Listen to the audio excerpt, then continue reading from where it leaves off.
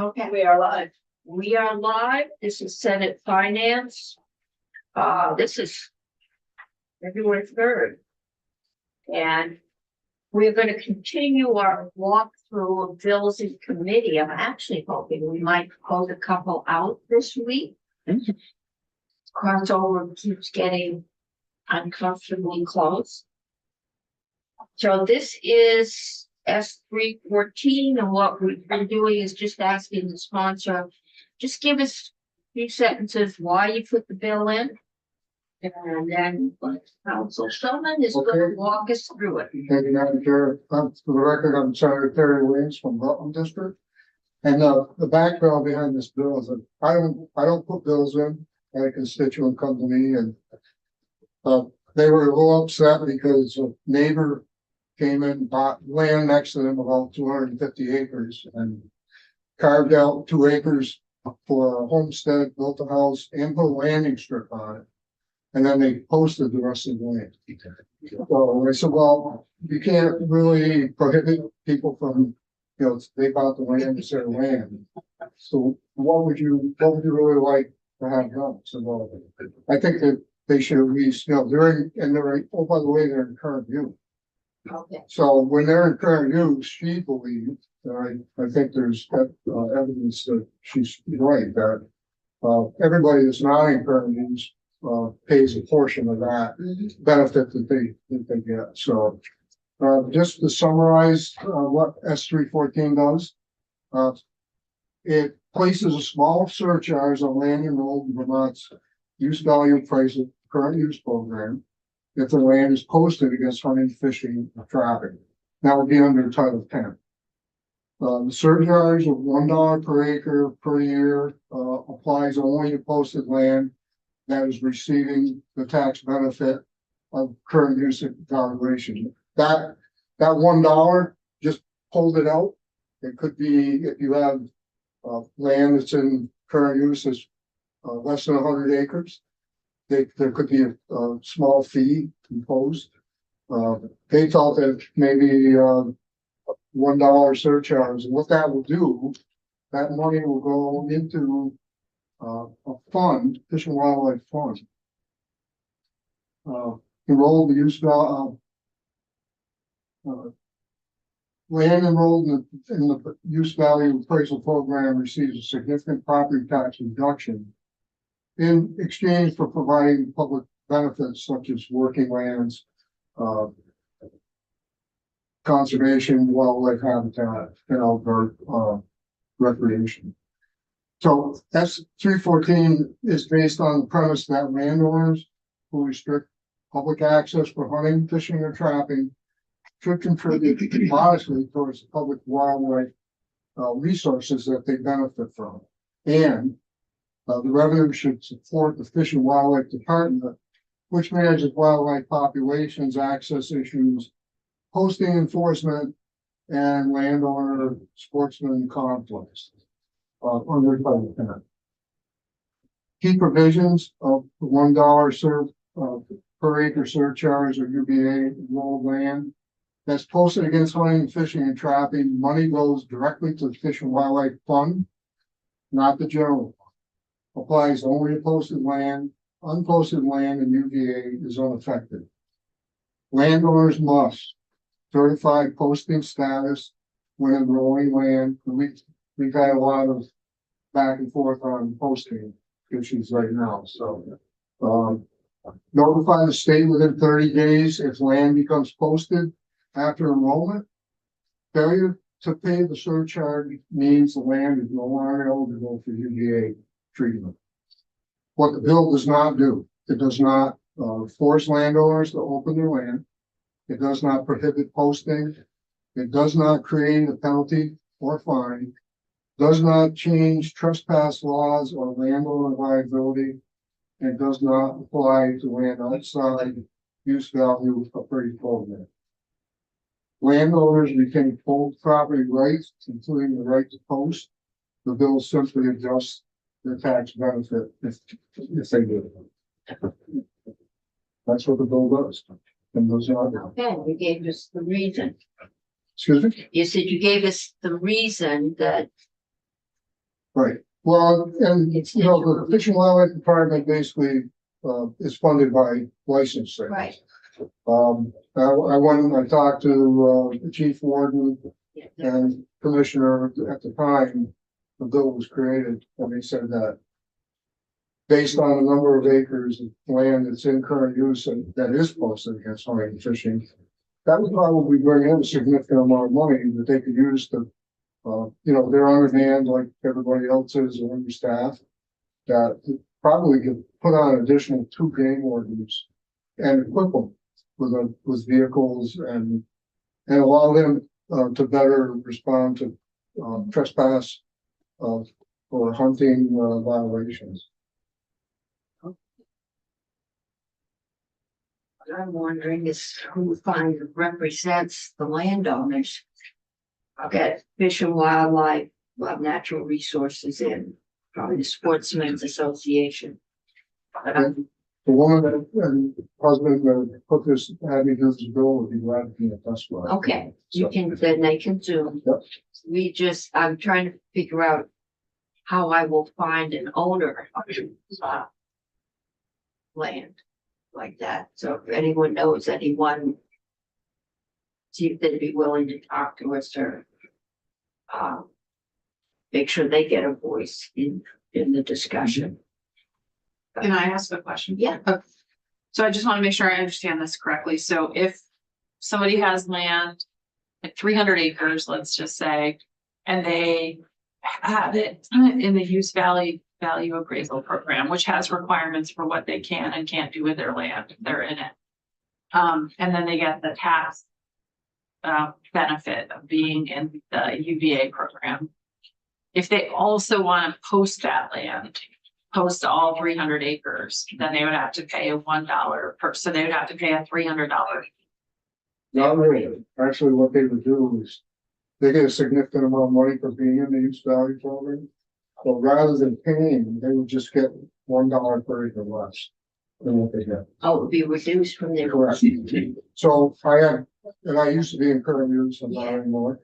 So, and I used to benefit my property of 300 acres. Huh? And The right amount. it was about, significant, almost $3,000 savings in property tax. That would have been $3,000 less 300. So you, on your tax bill, it shows that your bill is reduced by $3,000 because of UVA. So that was a problem because I bounced this off, JFO when trying to get a fiscal bill on it. First of all, property valuation are the ones that know what property is in current use. They recommended that we get the town tax. Yeah, town clerks. I'm saying the town clerks are gonna get involved in this somehow. Yep. That's They were not, the ones I talked to didn't want to. No. It might be more straightforward to just have them pay a fee if you want, Okay. it's just, and then you don't have to deal with all the. Right. But I mean, I'm not saying No, that I want to learn more before I figure out this, but the whole like back end Michigosh might become too confusing. well, that was the other point that the town, that JFO said. The tax department actually said, well, then we'll have the town clerks collect the money. And send it into the state. they don't collect money unless we pay them to do. Right. They only collect, well, they get $5 per fee for posting. Yeah. So, Okay, so we may have to give up a little bit of this money Yeah. if we decide to go forward. Okay, thank you. We'll have. thank you very much. The simple things get to be very complicated. Like old asparagus. This is good. I'm looking forward to it. It's the health and welfare job. I can't help it. I'm gonna find it. Just look it up. Did you find it?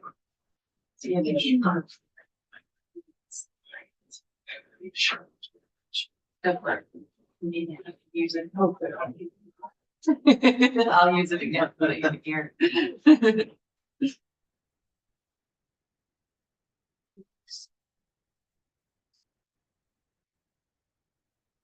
There we go.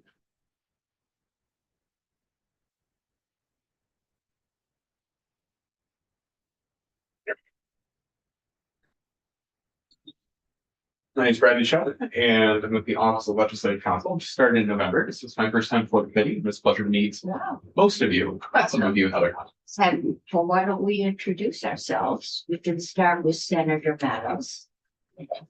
I am currently working on a bill with Bradley, so So, Chris Matos, nice to see you again, Bradley. Hi, I started down the hall in Yes. Natural Resources, Senator Ruth Hardy.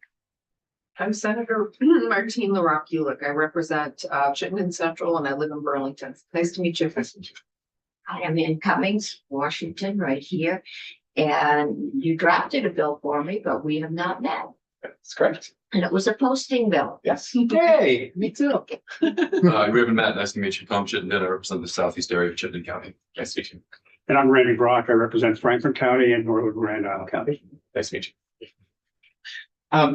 So what I will do is I will go through the content of this bill and then raise some potential concerns that the bill raises. That Senator Williams did allude to in his overview, especially when it comes to calculating the funds. I did want to give just a little bit of background on what we mean when we say posting, and in case the committee is not familiar. So in Vermont, there is a state constitutional right to hunt. And in that same constitutional section, there is also the corresponding right to enclose your land from that activity, right? And so individuals have the right to hunt on private property, but private landowners have a corresponding right to enclose their land from hunting to prevent that from happening if they don't want that to happen. And how how property owners are supposed to do that is laid out in statute at 10 VSA 5201. And essentially it is posting some posters at certain intervals around the boundary of the property that are very clear and well maintained in accordance with Department of Fish and Wildlife standards. And that's what we mean when we post the land against hunting and fishing. This is not no trespass, which is a criminal violation, and it's also a different statute. This is a more narrow subset of prohibiting specific activity on a person's property. And because of the constitutional right at issue, both to hunt and to enclose the land, very specific requirements go into that. So that's the background on what we're talking about when we're talking about posting on land. As Senator Williams said, this bill would require the current use advisory board, when recommending values for eligible land for the tax year, board should recommend that land posting against hunting, fishing, or trapping be subject to an annual surcharge of $1 per acre. And that bill would require the revenue from that surcharge should be deposited into the Fish and Wildlife Fund. Ordinarily, those might be deposited into most commonly the education fund. So this would divert those funds directly to the Fish and Wildlife Fund. The statute that we're discussing specifically is 32 VSA 3754. This section establishes the duties of the board, and we're adding a section at the end here. When recommending values for eligible land for the current tax year, board shall recommend that land posting against hunting, fishing, or trapping under 10 VSA 5201 shall be subject to an annual surcharge of $1 per acre. Surcharge shall be deposited in the Fish and Wildlife Fund established pursuant to 10 VSA 4047. So the Fish and Wildlife have a special fund that they use to collect licenses, and that's the fund that they use. Some changes to the grammar here. And later on in the same chapter, we add a section about eligibility for enrollment in the land use appraisal program. And so this adds an eligibility requirement to the enrollment. So enroll land that is posted against hunting, fishing, and trapping pursuant to 10 VSA 5201 shall be subject to an annual surcharge of $1 per acre. To maintain eligibility for the use value appraisal in the subchapter, landowner that posts their property shall certify in writing to the commissioner that the land is posted when applying for the program. So at application, sometimes a person might be enrolled in the use value appraisal program and change their mind and post later. If they do that, they have 30 days to notify and have that tax adjusted accordingly. And then this act shall take place on effective January 1st, 2027, at the start of a new tax year. So that is the language of this bill. I could go into some potential concerns that would be worthwhile discussing if you have other questions. Okay. And so under the Vermont Constitution, there is the proportional contribution clause, which essentially the Supreme Court has interpreted as that taxes must be fairly and equitably applied to individuals. And for a person to challenge a tax or a fee, they need to establish that the fee arbitrarily arbitrarily treats similarly situated taxpayers differently. And so the purpose of this bill, and if this bill were to continue, we would recommend amending it to add a purpose section, is to first address the intent and the purpose of the fee, and to make it clear that this fee, even though the text of the statute makes it clear what the fee is going to, this fee is to offset enforcement costs for game wardens on posted land. That said, there could be a potential challenge or potential maybe testimony taken of individuals saying, well, what's the difference between enforcing posted land on current use enrolled property and on land that is not enrolled in current use? Is there a difference in cost? And is the fee arbitrary in that way? That's a potential challenge. This bill is designed to be narrowly tailored to helping Fish and Wildlife enforce posting requirements. That is a potential issue with this bill. And the other potential issue is that, as Senator Williams discussed, anytime that we change how current use is calculated, how the funds are used, that can create some potential issues. And I know JFO would almost certainly like to testify in this bill about how to design or how the inner work or how the background workings of this bill would work, and if the language needs to change. I did meet with JFO to discuss this language in particular, and how, when we discussed it, was as a surcharge. So it would be an add-on to a person's tax bill. So it's essentially a different line item that funnels off into Fish and Wildlife. As Senator Williams indicated earlier, it sounds like perhaps the folks at JFO think a different avenue is more efficient at this time. And if a different avenue is more efficient at this time, I think the language of the bill would need to be adjusted to reflect what they think is best in terms of diverting the funds. So the main issue we want to avoid is having these funds get deposited into the education fund, because getting them out of the education fund and for this use would be difficult, if not constitutionally. Keep them there. Yeah, exactly.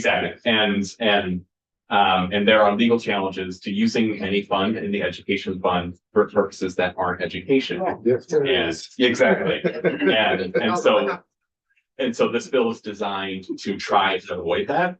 And it is worthwhile to discuss with JFO if they have subsequently had different ideas since we discussed the bill. And another. Yeah, you've got some smaller, maybe not particularly wealthy people that have small parcels in not 300 or 3,000 in current use. And yeah, those $30 for 30 acres isn't that bad, but I assume that nobody knows how many, if any, oh, I guess your neighbor, how many acres in current use are posted. We don't have specific data on that. Okay, And part of the issue is that the town courts get the posting and according to my bill, I guess, anyway, you have to renew that posting annually every 2 years. Annually. So what's in this year, if I just forget to go down and renew it with my town clerk, and right now it is from the day a year from the day you posted. So if I forget on September 20-something, that I need to go down, then that land isn't posted on the 25th. Which, I think right now it's from January 1st for everybody. that's what my That's bill not- says.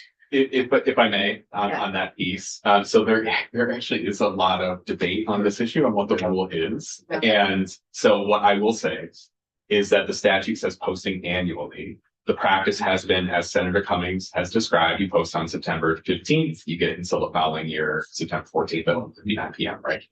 And however, there has been informal direction, not formal rulemaking, but informal direction from Fish and Wildlife saying that we consider it a calendar year. And the clerks have been confused as to what they should do. And so so no formal instruction either way at this time. So if you get it. Maybe we attach that bill to this bill, for clarity, January 1st to January 1st, just. Because otherwise nobody really knows when land is posted, and there's no trespassing signs up behind my house that have been there since I moved in 50 years ago. As long as they're updated. I assume they're not valid. If I may, for no trespass. That's what trespassing is. This is not hunting and fishing. Yes, so they're related but distinct. And I just want to make sure, because I know that there's a lot of these bills that are in this realm. And I just want to make sure that no trespassing is a criminal offense. Doesn't necessarily exclude people from hunting and fishing under fence. And that is controversial, but So if I didn't want people traipsing through my backyard. And right now, I don't want them shooting up there, so you might put up a no hunting fishing. And I didn't want to pay the surcharge. I just posted on trespassing. I can, right? Posting is no trespassing. If you want someone to not fish, hunt, or trap on your land, may not be legally effective to exclude someone from your lands for Because purposes. of the constitutional right. That is exactly right. And that's why it's tricky. And I think that it's ripe for litigation, because I think both sides have a colorable argument to say that no trespassing means hunting, fishing, and trapping. Means no one comes on. And that certainly might be the intent of the landowner, but in terms of legally affecting that, it is, perhaps there's a 51% chance that it's not legally effective. No trespassing is not legally effective. If I have a stock pond on my land, I post no trespassing. Somebody could come on and fish for my trout. Potentially, and it would become an issue because of no trespassing is a criminal statute. Yeah. And I don't have the statute in front of me right here, unfortunately. But so what a landowner might do in that situation is contact the police saying there's someone's trespassing, and the police might try to remove that person because they're trespassing, and that person might say, I have the constitutional right to be here. I don't see lands posting. And then that becomes a question mark over what the police would do and what are the landowner's remedies if the police don't enforce the rules in the way the landowner. And it would be a tricky situation. I don't think that there's a clear answer. Might be better just to give them the fish. The darn. Just one note, and then I have a question. There are multiple bills in our committee down the hall about posting. Yours and Senator Matos has one. there are multiple, so something will probably happen. It's and probably not on your sheet that is brought out. It's because the Fish and Wildlife Department changed their Oh. stance on it. Yeah, it was a different interpretation. It's the calendar year, January 1 is. Yeah, it used to be any time during the year. So there are a lot of bills. So I'm assuming this will probably come to us because most of those bills come with a fee. And so there'll be some kind of fee question. So that maybe hold Maybe you off, should but ask for this bill. I'm not the chair, so you can talk to your seatmate about it. But my question for you is about UVA, the use value, and maybe, I don't know if this is your area of drafting normally, but that program has some requirements to be able to, of things you need to do or not do with your land in order to be in it. Maybe like you have, and then there's a new section that we just created a couple of years ago for like, conservation purposes. I believe there was some new change to it. So my question is telling people that they have to pay extra to post their land. Is it possible that some of the requirements to be in UVA may be necessary to post the land? I'm just thinking, like, if you're planting certain crops and you want to post the land because you have a late fall harvest and you don't want hunters traipsing through your land when you're trying to harvest your Brussels sprouts or something. I don't know. I'm just trying to figure out some scenario that maybe posting is a required thing you have to do in order to have your land be in current use. And so it would seem to me that it's potentially a conflict of the two requirements, but I don't know enough about current use requirements. I think that is a good issue to consider. It's definitely a good issue to consider testimony on in terms of the requirements. What I will say is this bill in particular does not contemplate creating an exception for certain uses. So whether there's a conservation use, excuse me, an agricultural use where you don't want someone coming through your property and things of that sort. So if that is an exception that the committee would like to explore, I think that would require different language to create an exception for specific uses in the current use program to exempt them from the surcharge. Yeah, and then it would also be, they would pay, I mean, right now the fee for posting is like $5 a year. That's correct. So it's pretty minuscule, but they would have to pay that $5 plus potentially the 300 or whatever, however much acreage they had. So they would have paid two. Plus going out and putting up all the signs. Yeah, but everybody has to do that, whether they're in use value or not. Yeah. If I may, just a clarification on the fees, the $5 fee does go to the clerks for purposes of processing. So that is a separate pot of money from the pot of money that is contemplated here, just for clarity for the committee. So there's a lot of moving pieces on a short 3-page bill. But as we know, sometimes small changes can have big effects, both in terms of meaningfulness for constituents and in terms of different areas of law, and of course our clients' friends. Okay. Yes, then there are many things you can't do in current use. And in some ways, and we have no idea how much of that land is posted. Yeah. Senator Williams from Rutland County. I actually did talk to the tax people in my town who said, can you tell me how many parcels in Pulteney are in current use? Said, no, we can't. Said that comes from the tax department. They are the keeper of the information on how many people are actually in, and they send us the adjustment for the bill. Okay, so your town clerk, who if she thinks the $5 covers the cost, go back through and be able to tell us which parcels of land are posted. Maybe not, exactly the dates at this point, but they can tell us that, but they can't, so none of this, the information does not reside in one place. It would take, which makes it harder to do a cost benefit analysis. I mean, if 5% of the land is posted, is it worth going through setting up this system?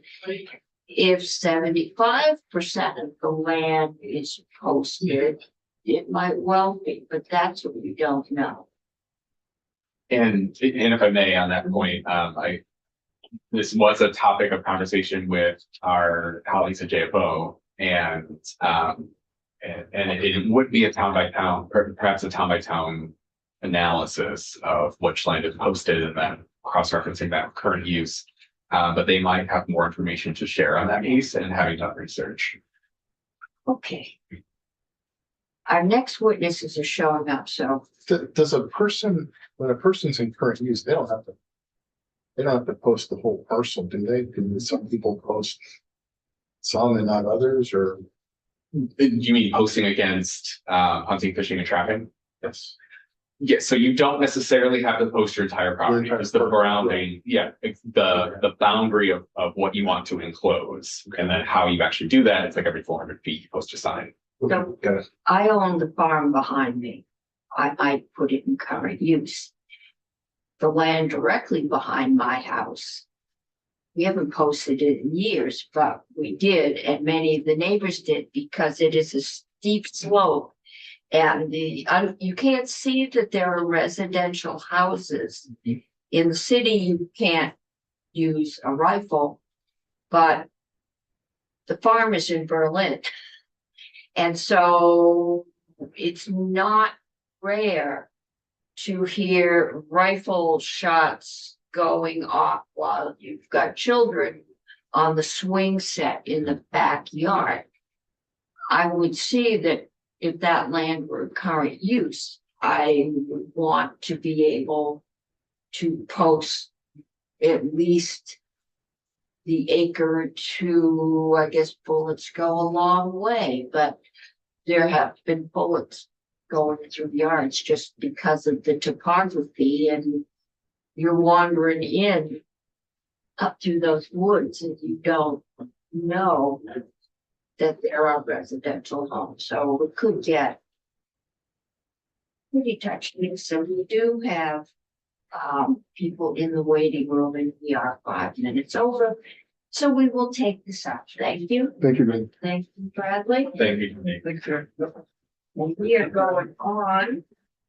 That's committee is not interesting. We're going on to BOCES. Wow. And we have with us Jill Graham and Sherry Sousa. And welcome. I have Jill on our agenda first. So Jill, just introduce yourself for the record and tell us a little bit about who you are and what you do, and then assume we're trying to find out, I think, since we're the money committee, BOCES have been recommended to us as a way to save a significant amount of money and get the cost of education down in this state. So we're kind of interested in how much money you save and you know, how you save it and what impact that has on your school budgets. So the floor is yours. Thank you. Good afternoon. My name is Jill Graham. I have the pleasure of being the executive director for the Vermont Learning Collaborative, which has been recently approved as the first board of cooperative educational service agency in the state. And my goal today is to share with you some early data that we have on our cost savings and then some nationwide data as well. And I'm happy to be joined by Sherry Sousa. And I'm Sherry Sousa. I am one of the 8 superintendents who have signed on to the Vermont Learning Collaboratives. This is my 6th year as a superintendent, and my 40+ year in education. Jill is very subtle in her description. She brings vast experience from Massachusetts in terms of establishing ESSAs and has deep knowledge in terms of the working of this opportunity that could make a difference, I believe, in Vermont. Okay, and I'm going to assume that you two are working together, so the floor is yours. Thank you. So the Vermont Learning Collaborative, just to give you a kind of background on how we got here. I moved to Vermont 30 years ago. When I first came here, I had the opportunity to work with the Hartford Collaborative. So this modeling of how superintendents work together to meet the needs of students is not new to Vermont. In fact, collaboratives were all over the state, and we were able to realize some significant benefits of working with the Hartford Collaborative as they set up programs within my district, as I was first a special educator and then special ed director. So when I became a superintendent, I worked with the other superintendents from the Southeast region who began to have conversations on how do we work better together to collaborate. So that work began more than 7 years ago. In 2021, we came together and decided to work with K Solutions, New Solutions K-12, to identify a feasibility study looking at needs assessments and looking for recommendations on how we might structure that organization here in Vermont.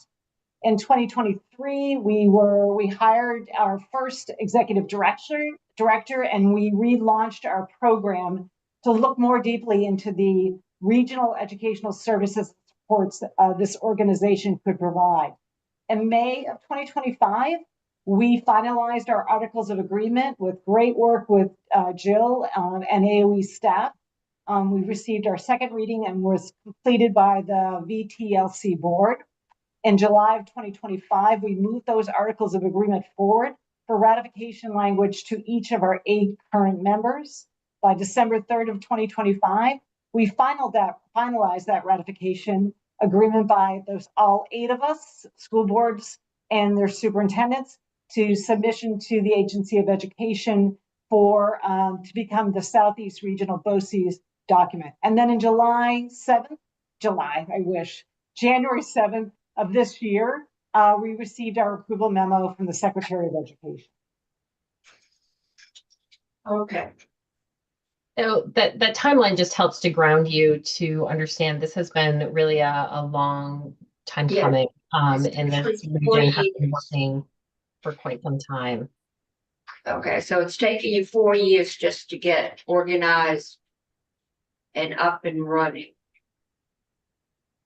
Right, and it was because of the legislation that was passed by House, started in the House Education and passed in the Senate, that allowed us to move from this collaborative into a regional BOCES. So that really helped us move our work even further. Okay. So previously we were established as a private nonprofit agency, but now as an approved educational service agency, which is the umbrella term that I like to use, regardless of whether we're called a BOCES or a CESA. Now we are able to participate more fully with our regional stakeholders. So for example, as a recognized state entity, we now have greater ability to pursue some broader and more expansive programming for our members across all domains that include instruction, operations, special education, professional development, as well as educator preparation programming. We're currently investigating cooperative purchasing opportunities for our region that include curriculum resources and high quality on-demand paraprofessional training that will provide significant savings for our members. And one of the largest implications now as an educational service agency is that we are eligible to apply for state and federal grants as a regional entity on behalf of our members, and also as a grant administrator on behalf of our members.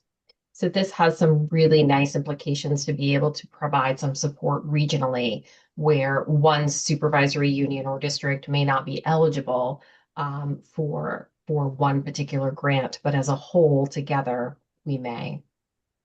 And finally, our hiring capacity is expanded as eligible staff would now be able to access the teacher retirement benefits through the state, which gives us greater flexibility to hire directly when that's appropriate and useful for our membership.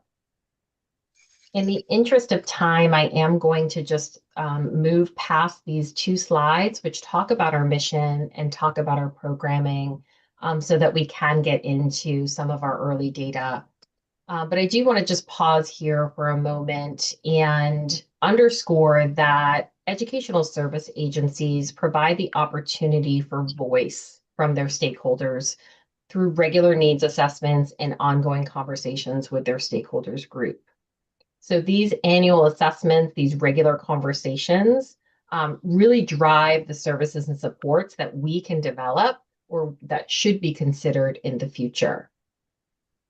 And educational service agencies provide choice. So from the portfolio of services that an agency develops, any district or supervisory union can determine and select which services are most valuable and useful for them to purchase.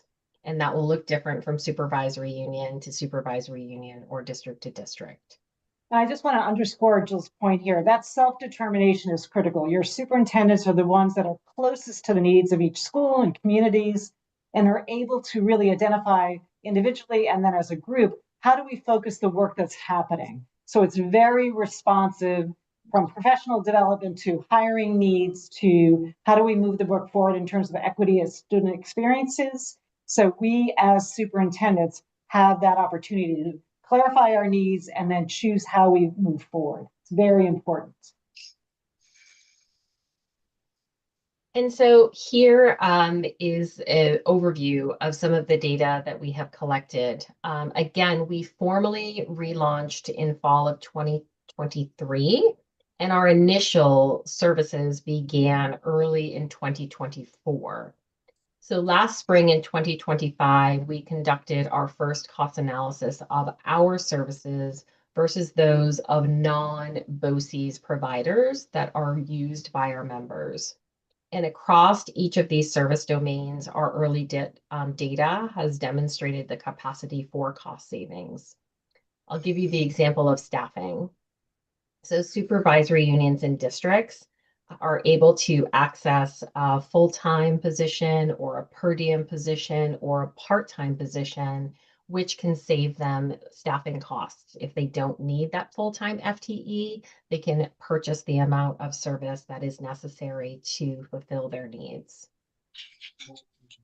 Across evaluations and services, we have saved our member supervisory unions and districts anywhere from 20% to over 50% on evaluation services. We can provide those in a very timely and efficient way to ensure compliance with special education timelines. Over the last year, we have provided district consultation that's been focused on strengthening supervisory union programs for high-risk students. Thus helping to build capacity to reduce out-of-district placements and really strengthening the internal capacity to support those students. So use of us compared to a non-VTLC provider has saved up to 62% for supervisory unions and districts who have accessed that service. And across the domain of professional development, we have realized a savings of up to 66% for our members who have used our services compared to individually hosting those events within their own SUs.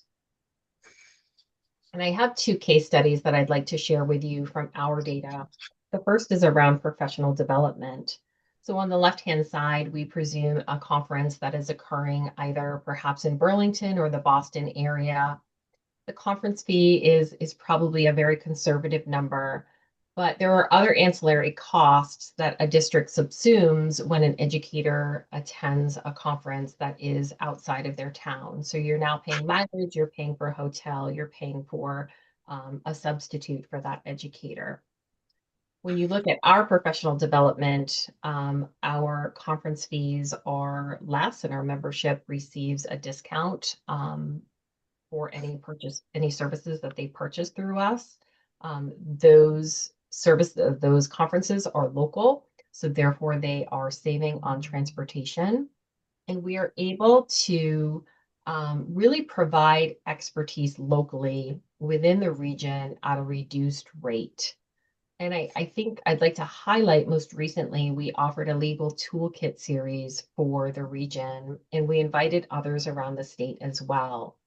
And it's notable, the topic was updated special education, updated special education case law and impacts on practice. It had almost 50 attendees, including 9 members of the Agency of Education.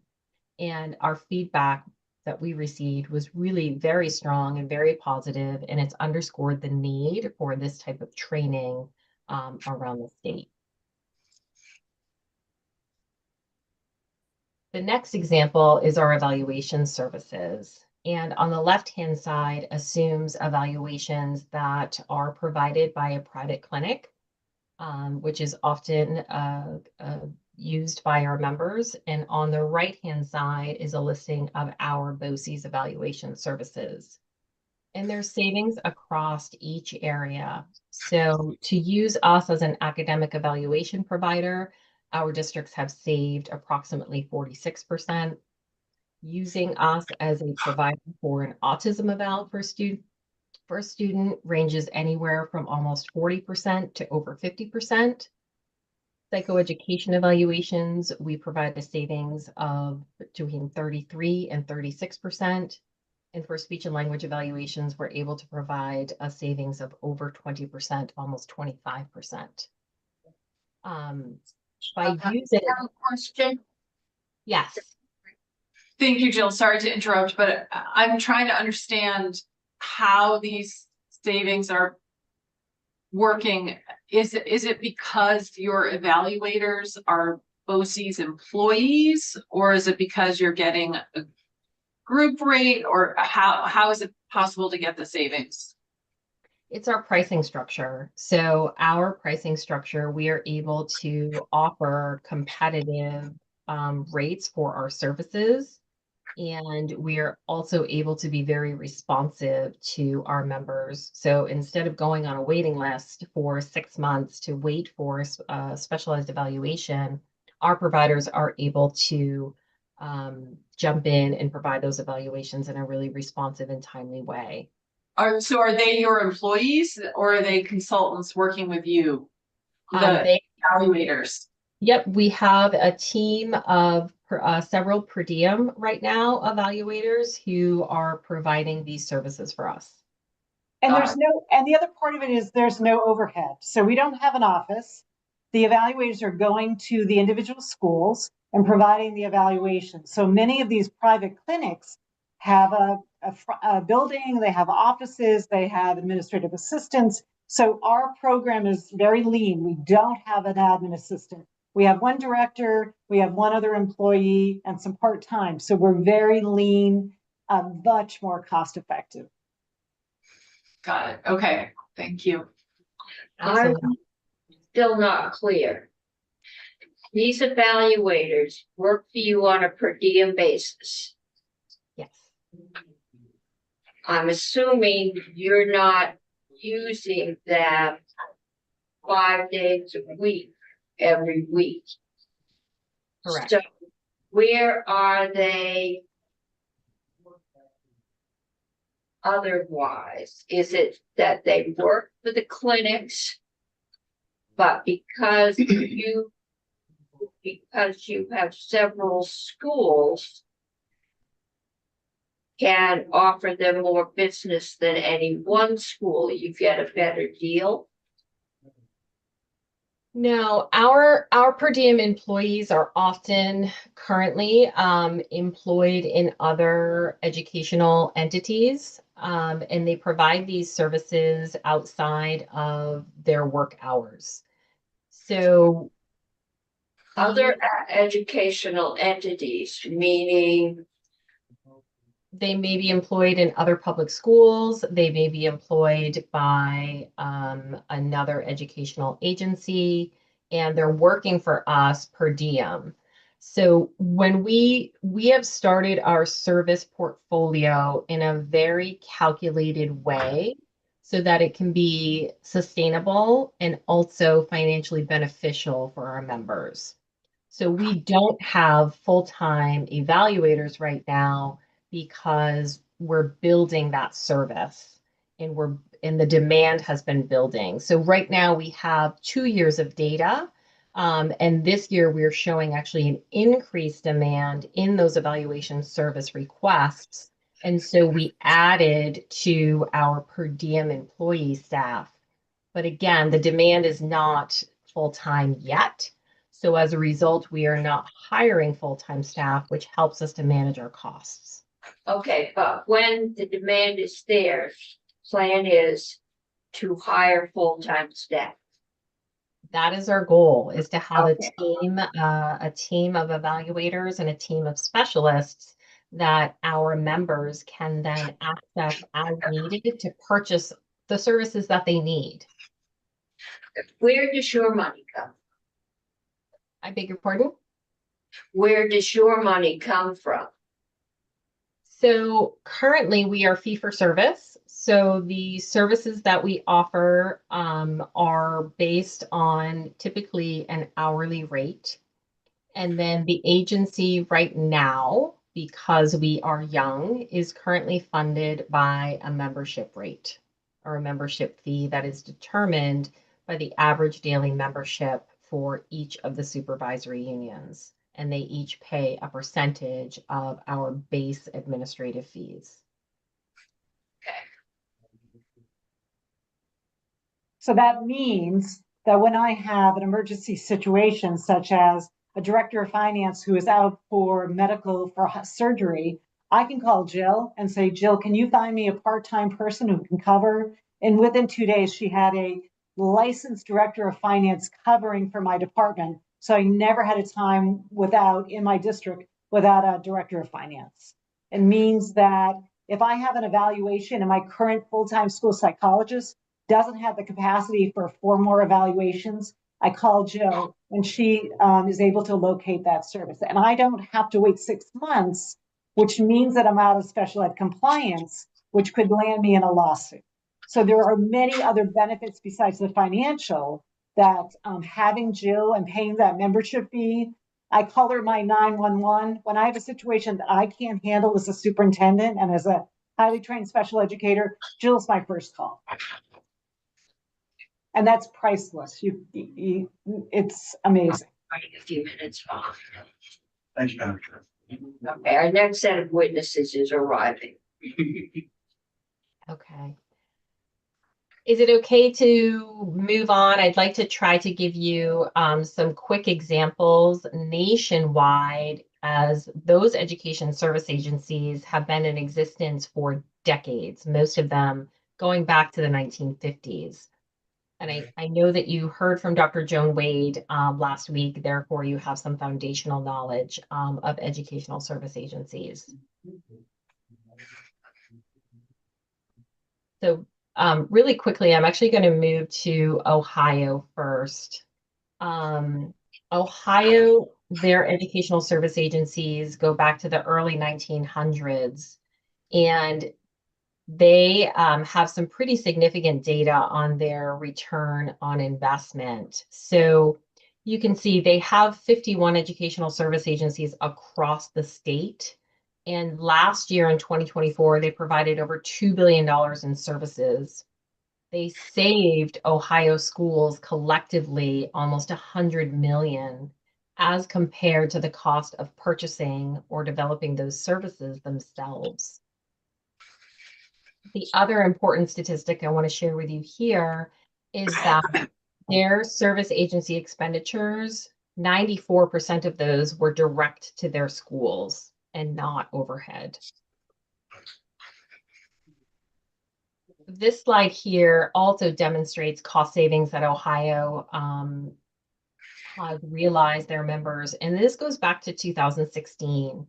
They provide this data annually, and you can see the average percentage of savings since 2016 ranges from 32% to up to 42% for their members across the state. They also have procured significant grant allocations for their members around the state as well. This is an example from Nebraska.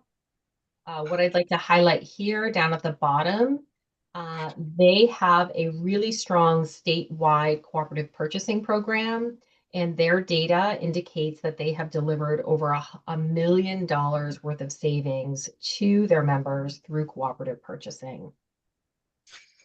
Okay, and we're talking purchasing of services, not pencils. It could be both. So it could be services or it could be hard tangible goods. Okay. And can I assume, since 48 other states are on a foundation formula, that these schools are all on a foundation formula with a set amount per student to spend? So every In Wisconsin. I beg your pardon? I said Wisconsin is the only other state that doesn't do a foundation formula, so I'm assuming that these other states have some form of foundation formula for their funding. Form that they could all probably spend over the foundation if they want to. They can. Most foundations. They might know what, they may not know what Yeah. foundation. Okay, formula we'll keep going. I think Dr. Wade spoke to this last week, but educational service agencies are funded differently depending upon the state. The foundation formula piece, I can't necessarily speak to for all of these different states, but I can tell you that their funding mechanisms for their educational service agencies do look different. This slide speaks to programming. So this is out of Massachusetts. This is Shore Collaborative, which is just north of the Boston area. And this data is from 2024-25, and it really demonstrates the savings for special education programming. The light blue indicates what their tuition is, and the dark blue indicates the tuition within an independent school. So by their members using their programs, their students are, one, in a lesser restrictive setting, and two, they're realizing anywhere from 24 to 40% savings compared to specialized programs. And lastly, this data is really compelling to me and it's very interesting. It's also from Massachusetts. It's from Shore Collaborative, South Shore Collaborative, south of Boston. And this data is also from their annual report. This is also about cooperative purchasing, but it shows the power of cooperative purchasing to benefit not only public schools, but also their municipalities. So in this particular collaborative, they have a joint purchasing program for natural gas as well as electricity. And when you look at this data, it's really interesting and quite compelling to see not only are Plymouth Public Schools and Situate Schools and Norwell Schools benefiting, but so are their municipalities. And I really think that that's really interesting data. I want to be respectful of your time. It is 2:30. This last article is from John Bass, and I did ask that it be copied out to you so that you have the opportunity to read it. But it really does a nice job just summarizing what educational service agencies provide, what their underpinnings are when it comes to efficiency, strengthening capacity, scaling priorities by the state if there's opportunities for partnership there. And so I just want to thank you for your time and the opportunity to talk about the work that we have done so far. We really stand ready to support the replication of this work to other regions in the state who are interested by sharing our experience, sharing our templates, and sharing our connections. Thank you so much. Senator, Thank you. Thank you both for your presentation. I know we're running out of time, so I'll try to make it quick. I have two questions. One, and Sherry, this might be for you. One of the arguments sort of against this program right now is that it's been around for a while. Why aren't there more of them? So if you could speak to why that is, that would be helpful.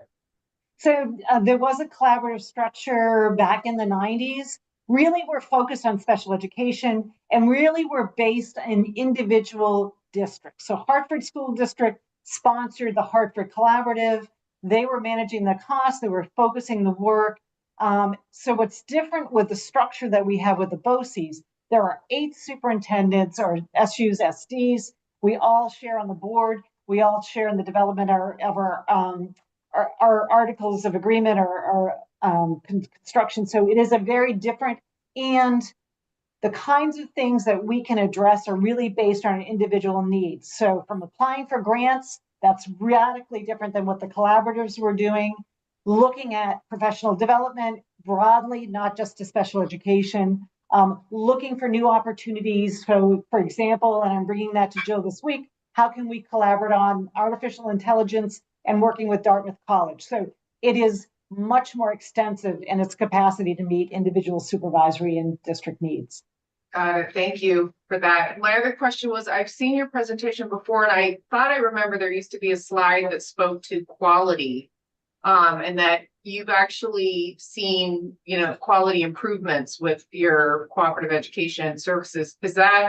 Did you purposely take that out, or I'm just curious? We had little time, but I think that's really important. So even though, we are one of the most efficient in terms of special education, identifying students, moving them off IEPs, meeting student needs in our district, we really know that we have to continue to review and grow. And so Jill, while here last year, interviewed our teachers, interviewed our families, observed all the programs, and it did a full program analysis from our pre-K to high school program, made recommendations for growth, professional development, so that we continue to thrive in providing special education services. Thank you. Thank you. Great. I think at some point, it would be helpful for us to see, does being in the BOCES have any impact on your cost per student? Are the districts within your BOCES seeing a decrease in the cost per student or in their overall budgeting compared, that would be helpful because that's kind of the gun that we're under. Right. And I can speak to for our district, because we are part of the collaborative and now part of the, and previously part of Hartford Collaborative, we have greatly reduced our expenses in special education because we have 1 student in an alternative day program and 3 that are in residential because they're medically fragile. That is significantly lower than any district because we're meeting the needs of students in our community. 1 out of district placement can range anywhere from 100,000 to 300,000 annually. And so because we've contained the number of students out of district and met needs within our district, deep special education programs, highly trained special educators, we have kept our special ed numbers. And I know that's reflected by the Agency of Education. Our special ed costs have been contained. And our hope is, and working with Jill, that can be replicated in other SUs, SDs of our 8 members. Okay, that's been a goal for a long time, so congratulations. And it's the best thing for students. I know it's cost efficient, and we know the research shows if you can keep students in your schools, in their communities, highest likelihood that they'll eventually move it off an individual education plan and will graduate from high school. So it is a win-win for students, families, as well as cost efficiencies. Okay, thank you very much. This has been very helpful. Thank you for inviting us. Okay, Thank you for the time. Take care. thank you. Committee. In our tradition of being varied, we're now going on. So we have done land posting, cooperative buying in schools, and now we are going on to salt reductions on our roads. And I think there's a very limited section in here. There's a study to study what fees should be charged. That is correct, Madam Chair. It's a fee report. I'd like to get this bill out of here ASAP, because there isn't much to do. So let me.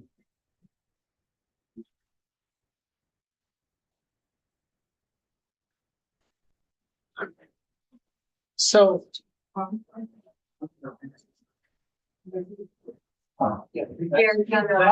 know the Randy, you want to fund?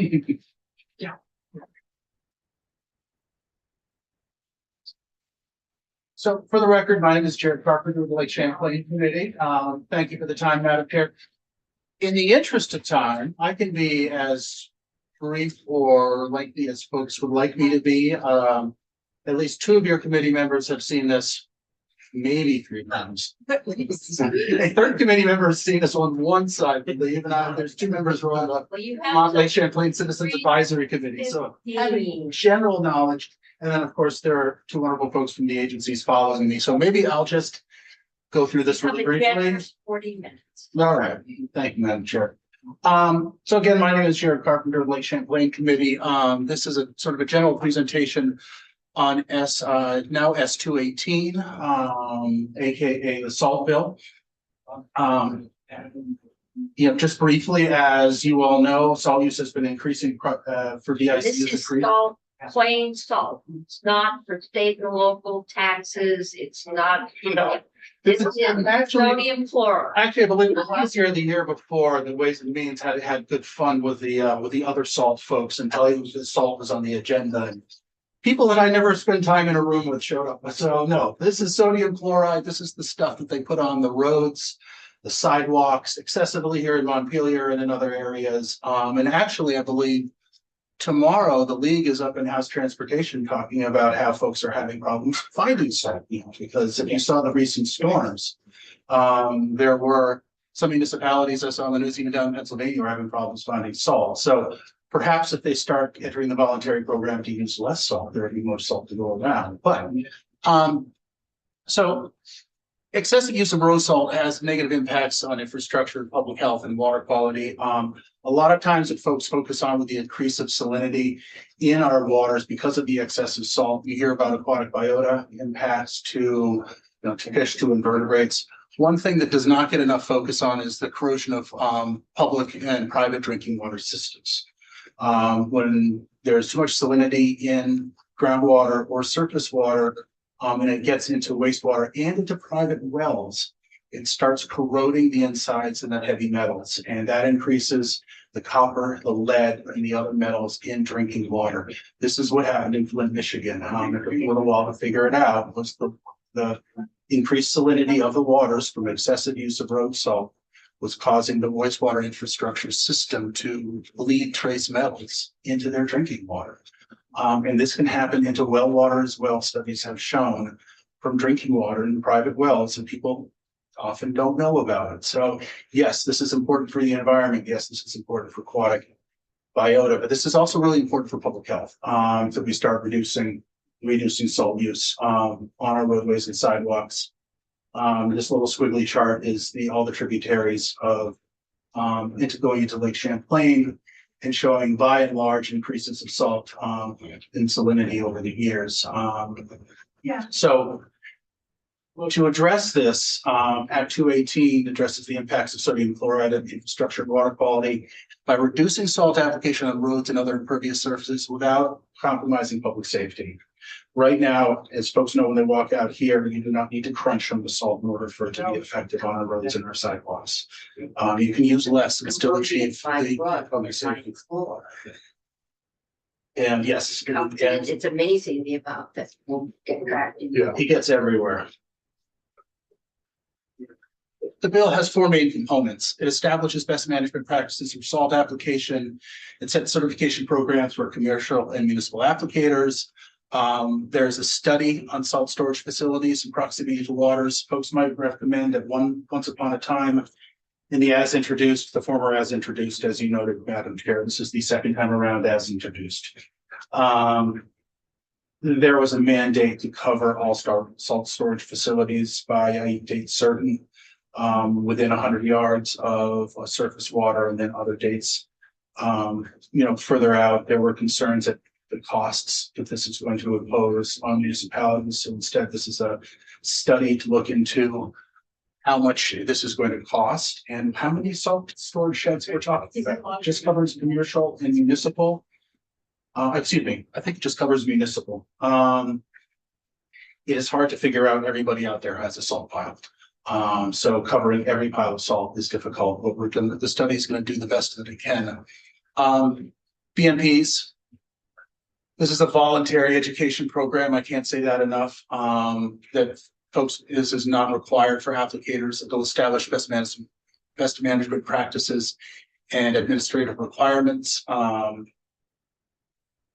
This is a model. New Hampshire has their Green Snow Pro program, which has been up and running for 10 years now. And basically be a model that we can lift and drop into Vermont. It's been in place for 10 years. In 2013, there were 35 applicators from 22 companies that received certification. In 2025, they certified over 700 applicators from 175 companies on a voluntary program. So this is something that has been discussions of just reaching out for a large part to New Hampshire and incorporating their program. There's also talks if you use both programs in both states, you could have reciprocal certification.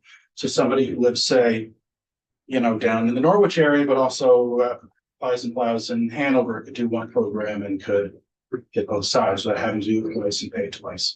Obviously, have to be something working on in the future, but there were thoughts.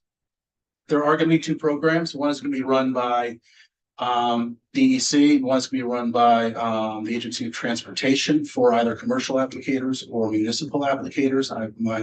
The folks after me will discuss this briefly, so I will not get into it. It's the same BMPs. It's the same certification program. It's just one education program for commercial and one for municipal. For municipal to be part of their current Vermont Local Roads curriculum that is already out there for municipal crews and towns on other topics, and to just be incorporated in. This is a voluntary program, so you need incentives, you need carrots, and that is the liability protection through affirmative defense that Mike O'Grady talked about, savings for purchase of less salt. And for municipalities, it will also help with compliance with water quality standards that could mean less future costs for cleanup of specific waters in the future. This is the study I mentioned for salt and salt mixed with sand facilities. Pretty relatively straightforward. The affirmative defense, I won't get into it a lot. The Judiciary Committee did spend a fair amount of time. This is not the initial language that was in the bill. Judiciary did change it, so it's now an affirmative defense, which means the burden shift.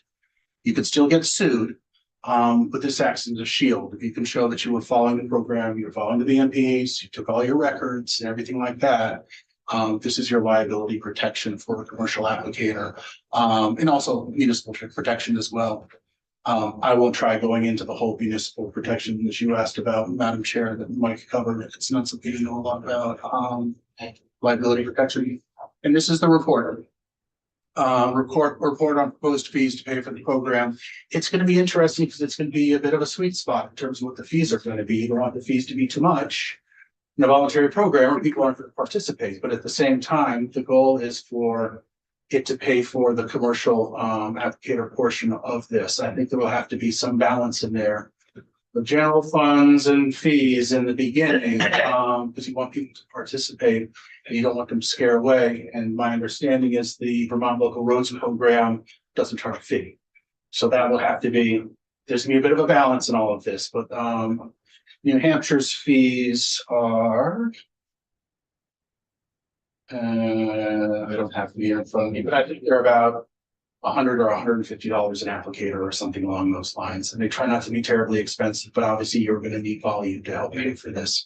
So there's going to be a bit of a sweet spot when this report comes back and the committee starts to discuss. That might be a good time to hear from New Hampshire, Minnesota. How did they find there's a bunch of Wisconsin other programs in the country. And I'm going to take a deep breath because that is the end of my program. This is the This is the North Branch, right down there. Another pet peeve of mine is people plowing the snow on top of the river, but it's. Well, the city used to do it. It's like somebody still Till the does. flood that took us. Yeah. I get it. There's not a lot of places to put it in Montpelier, but it made for an interesting picture. This is from the School Street Bridge. But literally plowing the salt into the river. The city used to dump trucks into the, and there was large deposit that broke loose and took out the railroad bridge in the 92 flood, Brilliant. which is when we stopped dumping. Now it all goes under the, But- under the interchange. Yeah, or out, I think it's out by the pool and, The old stump dump, you know. yeah, it's a place that's probably not as So that is direct an application. rather hurried,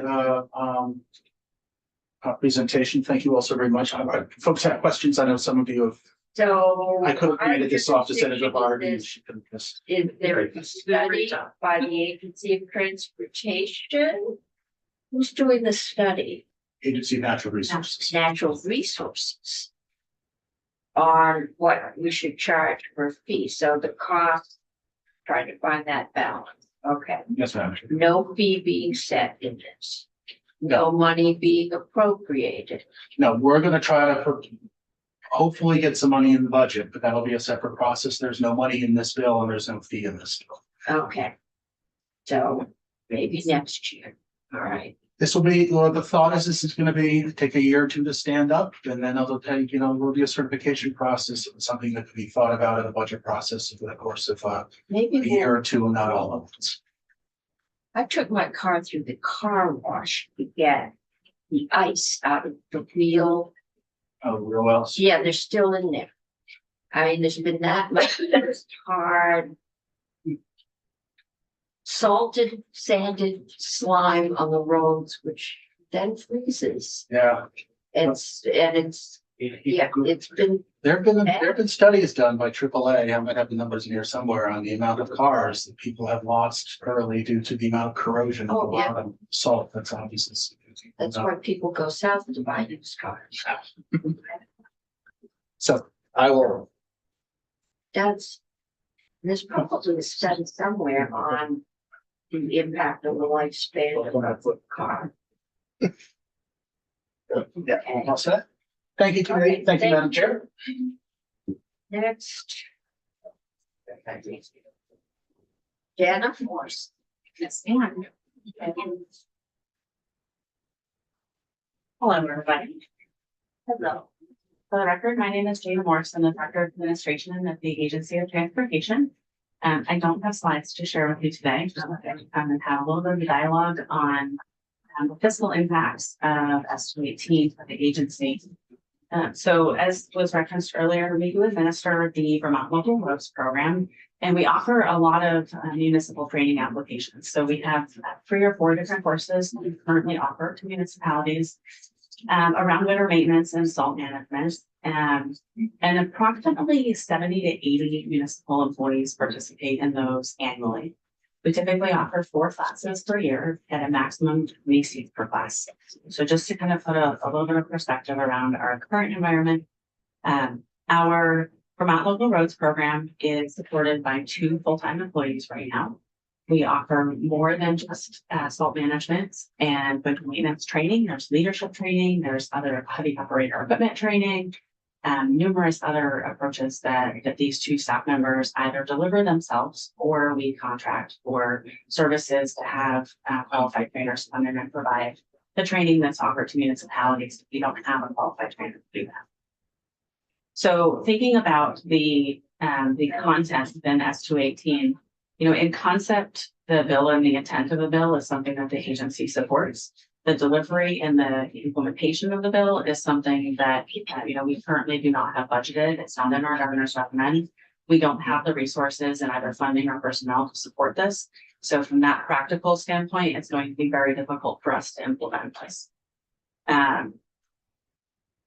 Regardless of the outcome of the bill, we will still offer those initial classes that we talked about because there may be municipalities that do not opt into the best management practice training. So we still do want to offer the current curriculum of salt management and winter maintenance activities. So there could be a blend if folks do not decide that they want to take a new curriculum that's developed. So how does that impact us? And what potential do we see down the road?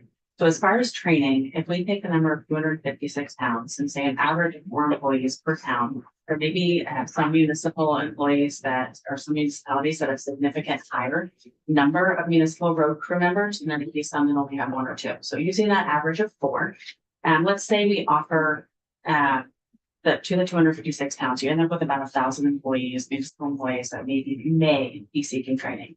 So that's about 10 times as many as we currently offer. So putting that in perspective with our 2 employees and the funding that we have available to us right now, the numbers just don't add up for us. So with that in mind, we would, in order to implement this, the Agency of Transportation anticipates, separate from Agency of Natural Resources, that we would need the equivalent of 1 full-time employee and approximately $200,000 per year to deliver the training. How does that break down, and how does that compare to our current budget? So Vermont Local Roads currently has just under a $500,000 per year budget. It's broken down about 75% federal, 25% state. It can range from 80-20 depending on the year. So that increase is $280,000 in federal funds and about $70,000 in state match or transportation fund match. That's pulling away from projects. So these are federal dollars that come from Federal Highway Administration. We'd be pulling away from project delivery to implement this program. We've already announced that through our budget process that the agency will be experiencing another reduction in force from 2 in the last 6 months. So to put additional pressures on staff that is right size right now feels very difficult and unpalatable for the agency at this time. So I can talk a little bit more about what we see the future looking like, but I'll pause there to see if there's any questions. That's generally the gist of why I'm here. Okay. So the Agency of Natural Resources is going to do this study. Yes. About what the fee should be. If it isn't in the bill as written, is it also studying covering the cost? The fee should cover the cost, right? And that would be the cost to AOT to hire the person and. Yeah, so Chair Carpenter, Lake Champlain Committee. The fee that's envisioned in the report is for the commercial applicators. The fee was not to cover payments by the municipalities because the municipal employees get this for free. So that therefore, it was always envisioned that there would have to be general fund money for the Agency of Transportation for that $200,000 and the 1 FTE. Once it gets there, it's going to take a while to stand up the program. And then once it can be incorporated, it is going to cost money. That's not to say the fee report couldn't be modified to see. Well, I think when the fee, in order to be valid, when the fee report comes back, it should say, these are the fees. And oh, by the way, you're either going to have to raise the fees to cover the 200,000. Which will be higher than that. Well, Madam, we get to it with inflation. I mean, so you get a full financial picture of what this will cost. Madam Chair, something I didn't mention is the Bill 218 does have contingency language in it, that it does not require the agencies to implement the program unless there's money available to do so. And that was specifically put in. So if money isn't available either through the fees or through the budget, then the Agency of Transportation is not required, it's not mandated to implement it. The bill is very specific on that. This is something that I know this body has been unfunded mandate, so to speak, has been very sensitive about. Especially the Agency of Transportation, and we'll get into that from the ed fund.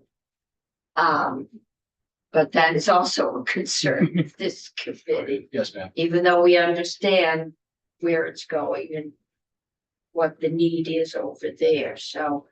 If I may add one more thing, Yeah. Thank you for reminding me that we do not charge our municipalities for the services that we offer. This has been a really great partnership and something that Vermont Local Roads prides themselves on, is being able to provide this service to a municipality. It's one more way that we can provide support and build that connection with those that, our roads connect. They go through the municipalities around the entire state. And that would be something that we would like to be able to continue to deliver. So you will be doing this training for municipalities. Is that the thought? The thought is that the curriculum that's developed by ANR, Yeah, as currently written in the bill, would be delivered by a consultant or by a party if we have training available. We are thinking we would use something similar to what's offered to the commercial salt applicators. And if it needs to be modified for municipalities, I'm not an expert in salt management, so I'll refrain from that, but that we would deliver that through our current program. which is through local roads, Vermont local roads. but you have never charged Correct. through local roads, which is going to mean for you to charge a fee for this in local roads will be a precedent setting and maybe not overly well received It would be a new development. precedent setting. Okay. Thank you. The bill has, the municipal salt application portion, section 4 of the bill doesn't take effect until November 1st of 2027, or that's when you're supposed to, the agencies work together to identify the changes to the curriculum. So it is Next fiscal year. yeah, next fiscal year. And I totally hear you and appreciate that you don't charge a fee to municipalities right now, but I wonder if well, first of all, I'm curious, the increase in cost, because you already do training for municipalities. Yes. And so the increase in cost is you think more municipalities are gonna take up, or more municipal employees are gonna wanna do the training, so you're gonna have more people to train? Is that part of the cost that you're imagining, the 200,000? We made an assumption that an average of 4 municipal employees per municipality may want to take the training. And the service delivery is going to be the cost of service delivery, whether 2 people take it or whether 10 people take it or whether 1,000 people take it. We're still going to have a contract to have the training available. Okay, so and it's to have not, classes scheduled. it's not about the number of people taking it, it's about the cost of implementing the curriculum. I see. Okay, but it's kind of a one-time deal, like you put it into your program and then it's. I think have an annual increased cost. It wouldn't be a one-time payment to develop the curriculum if you have a consultant delivering the curriculum every year. But you don't think AOT can deliver the curriculum? Because you guys already do it. We had extensive testimony in the Natural Resources Committee about how AOT and your drivers and snow management employees already use these best practices. So it seems logical that if you're already using these best practices, not you personally, I know you're not me, but the agency's already using these practices, that they could use them to train municipal employees. It doesn't make sense to me that it's gonna cost that much more annually, once you've got the curriculum developed between the 2 agencies, and then you just add it, so it's maybe an extra X number of hours in your training done by the agent. And right now, the Agency of Transportation does this training, correct? Your own employees? We use some consultants. You use some consultants, Yes. but it does, It's partner agencies. it seems to me kind of. I'd really like to see that broken down. That seems like a very high number as an annual cost, that this would be $200,000 extra a year. That seems crazy to me. Also, I would think that municipalities may be interested in this because it would save them money. Right now, several towns in my area can't even get salt and when they do get it, it's really expensive. So maybe learning how to use less salt would be helpful to the towns, and it might even be worth it for them to pay a one-time fee to learn how to do it so that they can save money down the road, no pun intended. So I'm a little skeptical of your numbers. I'm sure if you have more details, you could show them, that would be helpful, because it doesn't seem like it needs to be that expensive. Sure. So with our current programs, we have 2 staff that are fully at capacity. So adding an additional program to manage, to deliver, to track, to establish reporting on, to work with ANR on, requires additional personnel. Unless we stop doing something that we're doing right now, which is really not feasible given the requirements of the Vermont Local Roads Program and how we deliver the training we deliver or the programs, the new employee onboarding program for municipalities. Everything that we've developed is in response to what the municipalities are asking for. And we partner, bless you, with both other local, it's an LTAS, a local technical assistance program. So I'll use that acronym. We partner with other LTAS across the country.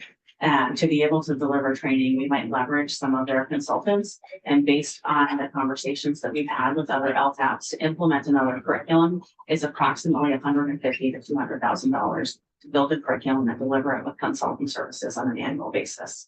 So if we were to not divest of another function of the local roads program, and we wanted to simply add this to that, the number I put forward of 200,000 assumes that the cost will grow over time by the time we implement this. And 150 is probably a little bit low. That said, we haven't fully vetted what this curriculum is going to look like, and that could change over time. But the best information that I have right now is that AOT estimates one FTE and $200,000 annually. And until we have more information on what the curriculum looks like, whether it is something that we could leverage internal resources for, or whether we would need to contract for, I wouldn't be comfortable with giving you any other numbers. Okay, so we are forewarned. And it sounds like the bill takes into account that unless something changes, AOT will need additional money in order to put this curriculum into. And if we can't find that money, then nothing happens until we do. I understand. My understanding. Okay. Okay. Any other questions? Not, I'm gonna try and get you like 5-minute break between the next sets of witnesses. I've got one more. I'm moving us along here as quickly as I can. Here we go. Got Bethany Sargent from Watershed Management. Hi, thanks.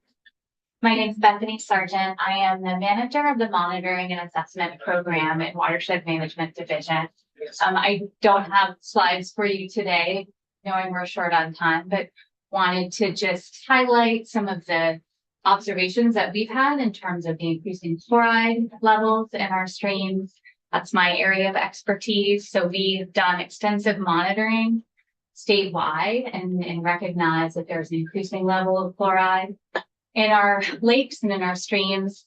Some of those streams have fluoride concentrations that exceed our water quality standards. So those are our rules that we need to comport with to ensure that we're protecting our aquatic life in our streams and our other values like swimming, fishing, boating, etc., for our surface waters.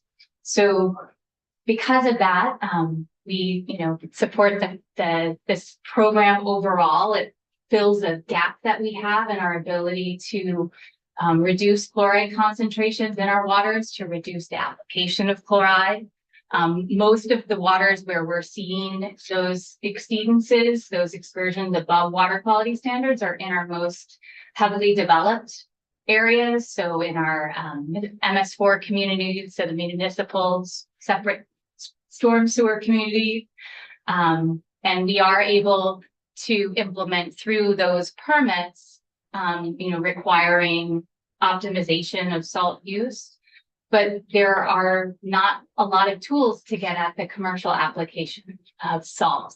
And so this program, which as others have mentioned, has been established in New Hampshire and other states to incentivize voluntary certification to reduce chloride use on the landscape. One of the areas in terms of this committee's jurisdiction, so it does require a fee report. The way that we would see implementing this bill would be, it would require some one-time funds. So I estimated $200,000 to stand up the curriculum one of the changes in this bill relative to what was proposed last year is that it does require the agency to develop the BMPs and the requirements of the certification program through rule. And so that would be the initial process that would be led by the Agency of Natural Resources to do the rule development, go through the rulemaking process.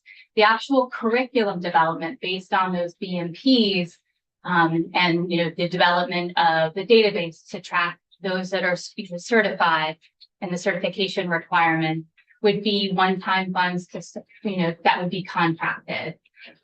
It would require one FTE given the workload associated with administering the program. So we've estimated the $150,000 to support that one FTE.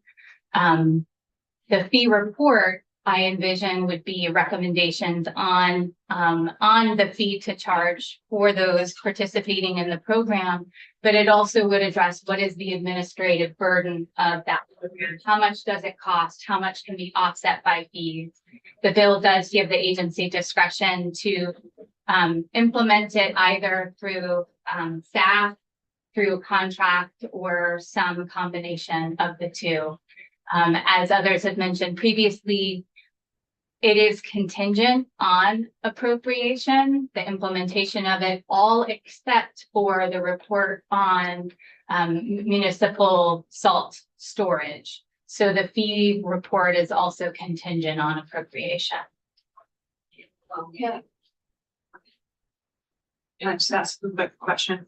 Based on the testimony we just got about AOT's role, the fee report doesn't ask you to recommend a fee for the municipal program. But it doesn't distinguish between the two. It's for a fee for the certification program. So as you're reading it, you could recommend a fee for the municipal program. I think it would be part of that. I think it would be part of the discussion to determine what would be our recommendation. It would obviously discussion with Agency of Transportation on that would go into that recommendation. Okay.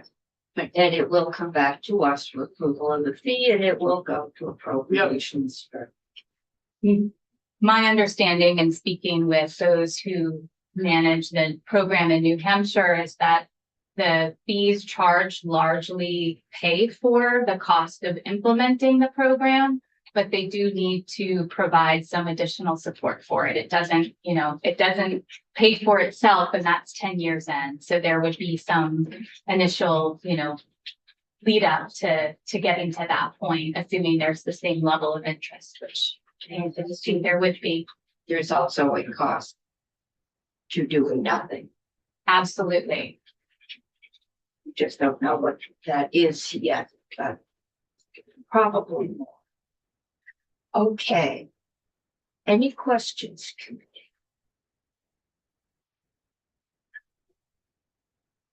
Thank you. I know a lot of work, it hasn't come to this committee, but a lot of work has gone into this over the last couple of years. So thank you all.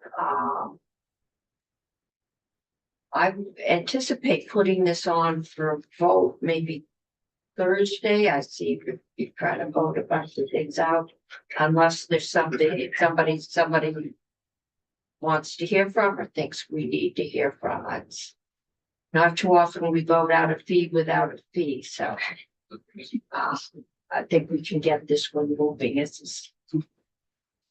And I know we will deal with AOT and your money needs before this thing gets put into action.